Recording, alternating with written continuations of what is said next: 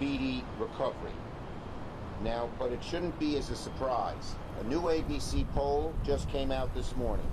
3 out of 4 Americans doubt that President Trump took the threat of COVID-19 seriously enough to his health and to the American people's health. And why might they think that? Well, look at this super spreader photo. This is Amy Coney Barrett's ceremony at the White House. Loads of people sitting very closely together for long periods of time with no masks, most of them. In fact, when they went inside, they were encouraged to take off their masks, even though being inside is more damaging than being outside. So we're here today to talk about 2 people who have to take COVID seriously, more seriously, and act on it. The first is Mitch McConnell. Mitch McConnell seems to be jamming through the hearings on Amy Coney Barrett, even though 3 senators have COVID, even though he has said it's not safe for the Senate to meet in session, but it's okay to have the hearings. It makes no sense. If it's not safe for the Senate to meet in session, it's not safe for the hearings to go forward. And the idea of having virtual hearings where no one is with the witness for the highest court in the land, for a life appointment that would have such effect on people's lives, makes no sense. A virtual hearing is virtually no hearing at all. You need to be with the witness and have direct cross questions and back and forth with them.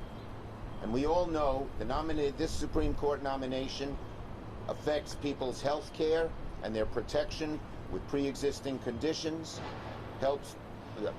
stands for preserving or eliminating a woman's right to choose, stands for keeping worker rights strong, voter rights strong, LGBTQ rights strong. So for Mitch McConnell to go ahead with the hearing endangers the safety not only of senators, but of staff who work diligently on the Hill, and they ought to be delayed. There is no reason on God's green earth why these shouldn't be delayed, other than an effort to rush a witness through in an inadequate hearing where people can't even see the witness face to face. So we are demanding today, along with millions of Americans and many, many groups, that the hearings be postponed. If McConnell believes they should be postponed in the Senate, they should be postponed at the hearing level. The second point is the president.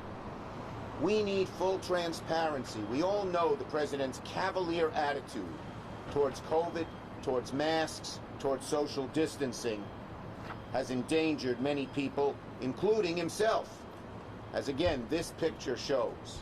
But it happened over and over and over again. So now, at the very minimum, we need full transparency. We need to know exactly the level of the president's health. We have to know who else got COVID, how severely they have it.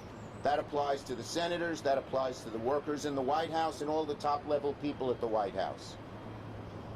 When you don't have full transparency, when there's cover-ups, contradictory statements, even lying about something as vital to the nation's security as the president's health, the nation is severely endangered.